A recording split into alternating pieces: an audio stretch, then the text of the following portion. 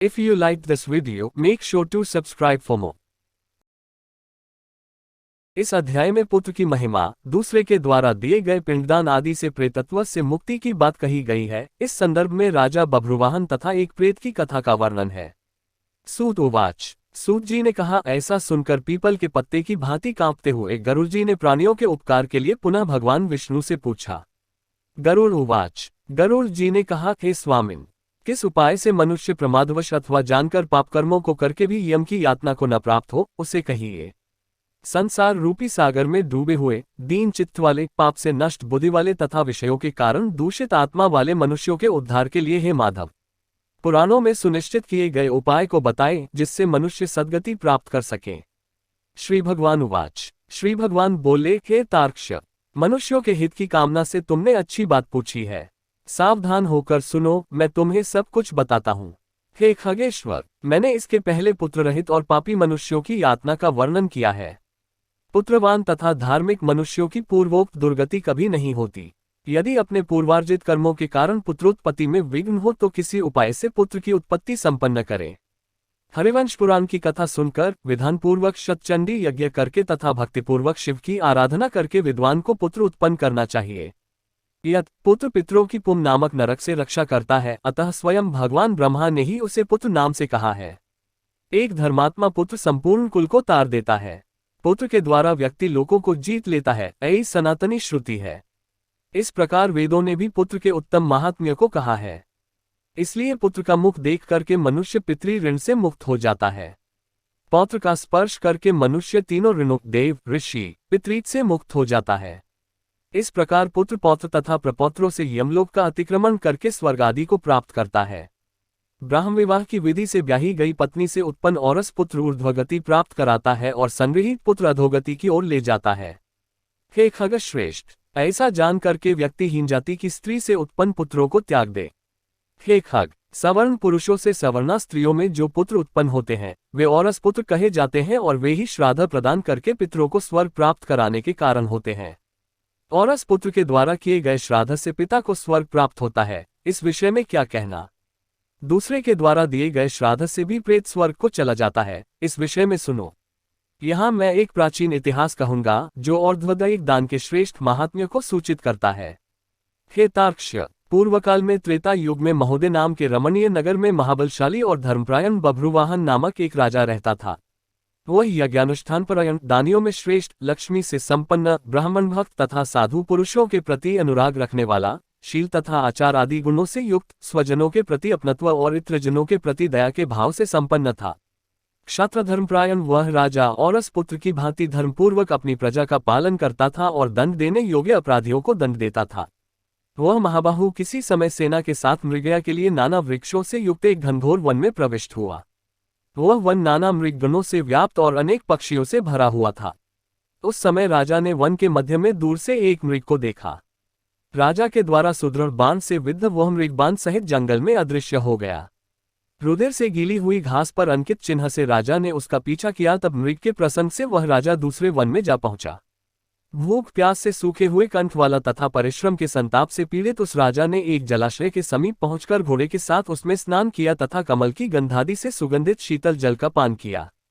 इसके बाद उस जलाशय से बाहर निकलकर श्रमरहित राजा बभ्रुवाहन ने वृक्ष रूपी विशाल शाखाओं के कारण फैले हुए, मनोहर और शीतल छाया वाले तथा पक्षी समूहों से कूजित एक वट वृक्ष देखा।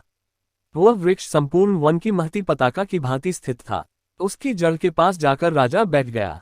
उसके बाद राजा ने भूख और प्यास से व्याकुल इंद्रियों वाले, ऊपर की ओर उठे हुए बालों वाले, अत्यंत मलिन, कुबड़े और मांस रहित एक भयावह प्रेत को देखा। उस विकृत आकृति वाले भयावह प्रेत को देखकर बभ्रुवाहन विस्मित हो गया। प्रेत भी घने जंगलों में आए हुए राजा को देखकर चकित हो गया और समुत्सुक मन वाला होकर वह प्रेतराज उसके पास आया। हे तार्क्ष, तब उस प्रेतराज ने राजा से कहा, हे महाबाहो, आपके संबंध से मैंने प्रेत भाव का त्याग कर दिया है, अर्थात मेरा प्रेत भाव छूट गया है और मैं परम शांति को प्राप्त हो गया हूँ तथा धन्यतर हो गया हूँ।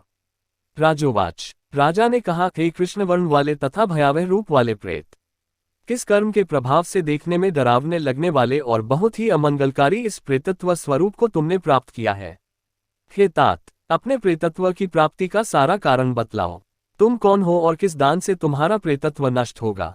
प्रेत उवाच, प्रेत ने कहा, हे श्रेष्ठ राजन, मैं आरंभ से आपको सब कुछ बतलाता हूँ। प्रेतत्व का कारण सुनकर आप कृपया उसे दूर करने की दया कीजिए।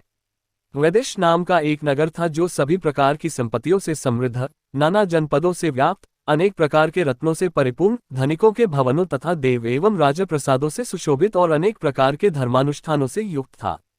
हे तात, मैं वहां रहता हुआ निरंतर देव पूजा किया करता था। आपको विदित होना चाहिए कि मैं वैश्य जाति में उत्पन्न हुआ और मेरा नाम सुदेव था। मैंने हव्य प्रदान करके देवताओं का तथा कव्य प्रदान करके पितरों का तर्पण किया। अनेक प्रकार के दानों से मैंने ब्राह्मणों को संतुष्ट किया था और अनेक बार दीन, अंधे एवं कृपण मनुष्यों को अन्न दिया था।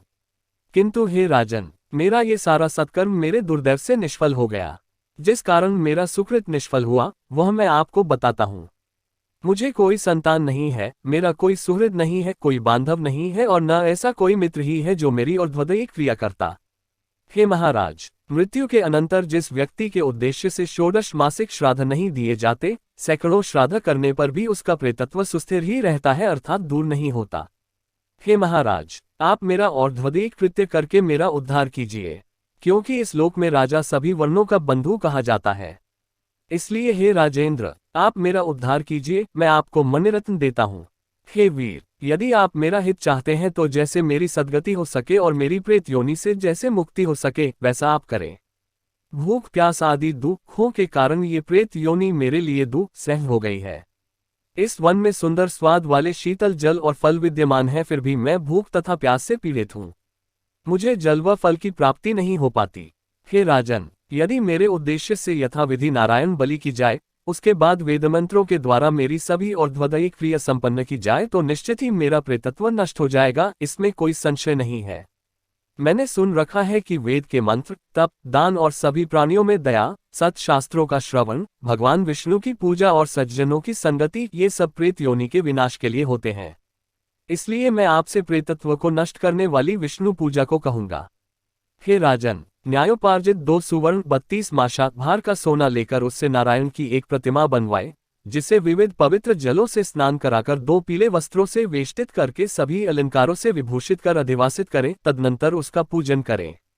उस प्रतिमा के पूर्व भाग में श्रीधर, दक्षिण में मधुसूदन, पश्चिम में वामन और उत्तर में गदाधर, मध्य में पितामह ब्रह्मा तथा महादेव शिव की स्थापना करके गंध पुष्पादि द्रव्यों के द्वारा विधि विधान से पृथक पृथक पूजन करें।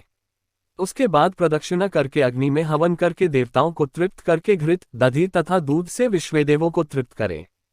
तदनंतर सामहित चित्तवाला यजमान स्नान करके नारायण के आगे विनीतात्मा होकर विधिपूर्वक मन में संकल्पित ऊर्ध्वदेय क्रिया का आरंभ करें। इसके बाद क्रोध तथा लोभ से रहित होकर शास्त्र विधि से सभी श्राद्धों को करे तथा वृषोत्सर्ग करे। तदनंतर ब्राह्मणों को 13 पद दान करे, फिर शय्यादान देकर प्रेत के लिए घट का दान करे। राजोवाच, राजा ने कहा, हे प्रेत, किस विधान से प्रेत घट का निर्माण करना चाहिए और किस विधान से उसका दान करना चाहिए? सभी प्राणियों के ऊपर अनुकंपा करने के हेतु से प्रेतों को मुक्ति दिलाने वाले प्रेत घट दान के विषय में बताए। प्रेत उवाच, प्रेत ने कहा, हे महाराज, आपने ठीक पूछा है। जिस सुदृढ़ दान से प्रेतत्व नहीं होता है उसे मैं कहता हूँ, आप ध्यान से सुने। प्रेत घट का दान सभी प्रकार के अमंगलों का विनाश करने वाला, सभी लोकों में दुर्लभ और दुर्गति को नष्ट करने वाला है। ब्रह्मा, शिव तथा विष्णु सहित लोकपालों युक्त तपाए हुए सोने का एक घट बनाकर उसे दूध, घी आदि से पूरा भरकर भक्तिपूर्वक प्रणाम करके ब्राह्मण को दान करें। इसके अतिरिक्त तुम्हें अन्य सैकड़ों दानों को देने की क्या आवश्यकता? हे राजन, उस घट के मध्य में ब्रह्मा, विष्णु तथा कल्याण करने वाले अविनाशी शंकर की स्थापना करें एवं घट के कंठ में पूर्व आदि दिशाओं में क्रमशः लोकपालों का आवाहन करके उनकी धूप, पुष्प, चंदन आदि से विधिवत पूजा करके दूध और घी के साथ उस हिरण्यमय घट का ब्राह्मण को दान करना चाहिए। हे राजन, प्रेतत्व की निवृत्ति के लिए सभी दानों में श्रेष्ठ और महापातकों का नाश करने वाले इस दान को श्रद्धापूर्वक करना चाहिए। भगवान उवाच, श्री भगवान ने कहा, हे कश्यप पुत्र गरुड़, प्रेत के साथ इस प्रकार बातचीत हो ही रही थी कि उसी समय हाथी, घोड़े आदि से व्याप्त राजा की सेना पीछे से वहां आ गई। सेना के आने के बाद राजा को महामणि देकर उन्हें प्रणाम करके पुनः अपने उद्धार के लिए ऊर्ध्वदेय क्रिया करने की प्रार्थना करके वह प्रेत अदृश्य हो गया। हे पक्षिन, उस वन से निकलकर राजा भी अपने नगर को चला गया और अपने नगर में पहुंचकर प्रेत के द्वारा बताए हुए वचनों के अनुसार उसने विधि विधान से ऊर्ध्वदेय क्रिया का अनुष्ठान किया। उसके पुण्य प्रदान से मुक्त होकर प्रेत स्वर्ग को चला गया। जब दूसरे के द्वारा दिए हुए श्राद्ध से प्रेत की सद्गति हो गई तो फिर पुत्र के द्वारा प्रदत्त श्राद्ध से पिता की सद्गति हो जाए, इसमें क्या आश्चर्य। इस पुण्यप्रद इतिहास को जो सुनता है और जो सुनाता है, वे दोनों पापाचारों से युक्त होने पर भी प्रेतत्व को प्राप्त नहीं होते। इस प्रकार गरुड़ पुराण के अंतर्गत सारोद्धार बभ्रुवाहन प्रेत संस्कार नामक 7वां अध्याय पूरा हुआ। हमारी वीडियो कैसे लगी हमें कमेंट करके बताएं। अपना कीमती समय देने के लिए धन्यवाद।